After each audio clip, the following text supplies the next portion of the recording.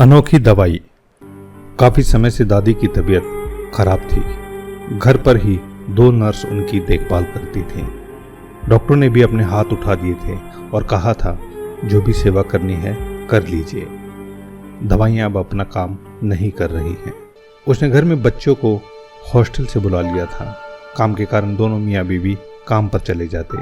दोनों बच्चे बार बार अपनी दादी को देखने जाते। दादी ने आंखें खोली तो बच्चे दादी से लिपट गए। दादी, पापा कहते हैं आप बहुत अच्छा खाना बनाती हैं।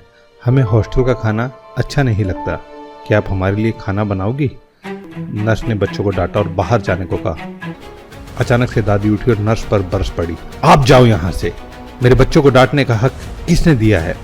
खबरदार अगर बच्चों को डांटने की कोशिश की। कमाल करती हैं आप। आपके लिए तो हम बच्चों को मना कर रहे हैं। बार बार आते हैं आपको देखने और डिस्टर्ब करते हैं। आपको आराम भी नहीं करने देते। अरे इनको देखकर मेरी आंखों को और दिल को कितना आराम मिलता है तू क्या जाने। ऐसा करो, मुझे नहाना है, मुझे बाथरूम तक ले चलो।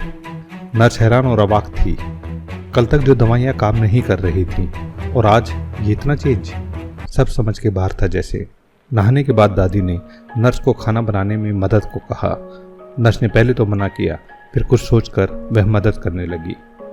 खाना बनने पर बच्चों को बुलाया और रसोई में ही खाने को कहा। दादी, हम जमीन पर बैठकर खाएंगे और वो भी आपके हाथों से। मम्मी तो टेबल पर खाना देती है और खिलाती भी नहीं। दादी के चेहरे पर खुशी थी। वह बच्चों के साथ बैठकर उन्हें खिलाने लगी। बच्चों ने दादी के मुंह से निवाले लिए। दादी की आंखों में आंसू बहने लगे। दादी, आप रो क्यों रही हैं? दर्द हो रहा है क्या? मैं आपके पैर दबा दूं? अरे नहीं, ये तो बस तेरे बाप को याद करके आ गए थे आंसू।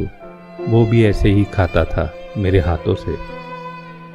पर अब कामयाबी का ऐसा भूत चढ़ा कि खाना खाने का वक्त भी नहीं है उसके पास और ना ही माँ से मिलने का समय। दादी, आप ठीक हो जाओगी। हम दोनों आपके ही हाथ से खाना खाएंगे। और पढ़ने कौन जाएगा? तेरी माँ रहने देगी क्या तुमको? दादी, अब हम कभी नहीं जाएंगे, यहीं रहकर पढ़ेंगे। दादी ने बच्चों को सीने से लगा लिया। नर्स ने इस इलाज को कभी पढ़ा ही नहीं था जीवन में।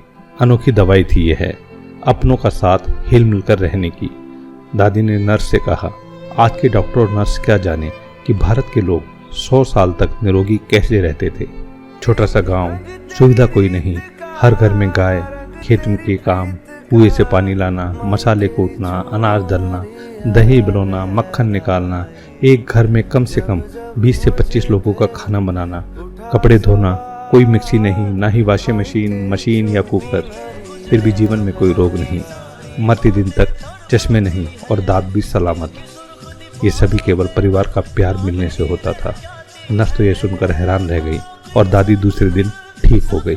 आइए बने हम भी ऐसी दवा अपनों की। अपने तो अपने होते हैं।